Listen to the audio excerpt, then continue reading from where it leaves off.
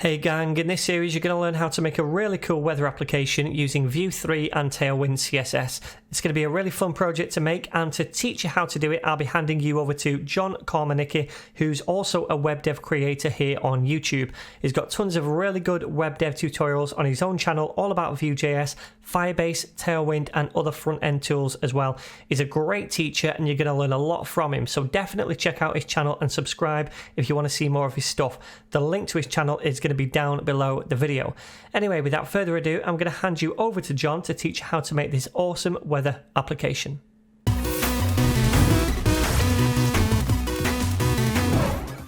Hey everyone, my name's John KOMARNICKI. I'm a web developer and content creator here on YouTube. Before we get started, I first off want to give a big thanks to Sean for having me here on the channel. I've been a longtime fan and viewer, and it's a privilege to be able to create a series for you all here today. Now, if you do enjoy this video and my style of content, Sean should have a link to my channel down below in the description.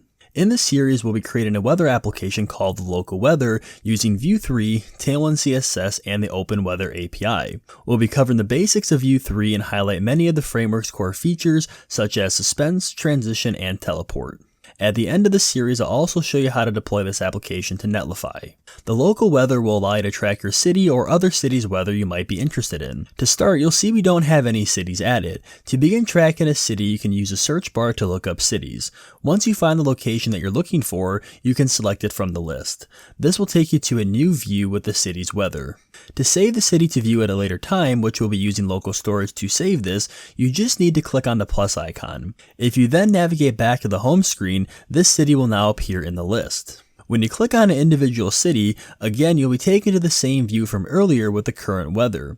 If you no longer want to track a city, at the bottom of the page you have the ability to delete the city, and then you'll be redirected back to the home screen. If you want to learn more about the app or forget how a certain part works, there is a modal pop-up you can toggle by clicking the info icon within the navigation. Alright, that's what we'll be building, so let's get started. Now, if you do want to follow along with a particular lesson from within the series, you can find separate branches for each video in this repo, along with the completed project on the main branch. Before we begin this project, I do quickly want to go over a few VS Code extensions that I'll be using within the series to make my life easier, and recommend you use them as well. For Vue, Velar and VS Code snippets are excellent extensions to use to help improve your productivity.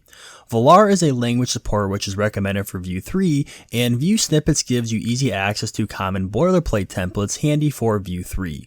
In this application, we'll also be using Tailwind CSS. The extension Tailwind CSS IntelliSense will make working with this framework much easier, and I definitely recommend using it. It provides you with information on what that class is applying, and also gives you recommendations for classes as you're adding them to your elements. Okay, with that out of the way, let's begin to create a new Vue project. We're going to be using Vue's official build tool, which uses V to scaffold a new Vue project. Within VS Code, let's open up a new terminal window and run the command npm init vue at latest. This will prompt you with a few options for creating the project. For the name, we're going to leave this as default. Then it will give us some options for features that we want to add to this project. For this application, we're only going to be selecting the Vue router, which is the third choice. For everything else, we'll select no. Then we need to cd into this folder we created and install all of the dependencies. Once completed, we can start the local development server, which will be how we view the application while developing inside of the browser by running the command npm run dev. By default, with this tool, we get a decent amount of starting code. For our application, we're not going to be needing any of this, so let's do some cleanup. Inside of the assets and components folder, we're going to remove all the files. Within the router file, we need to remove a pre-created route called about. Then within the views folder, we need to delete the about vue.vue file, and then inside of the home view.vue file, we're going to remove the import of the welcome component. Lastly, inside of app.vue, we're going to remove all the contents of this file and replace it with a clean Vue 3 boilerplate using the Vue snippets extension. And with all this completed, we now have a fresh clean slate to begin building this application.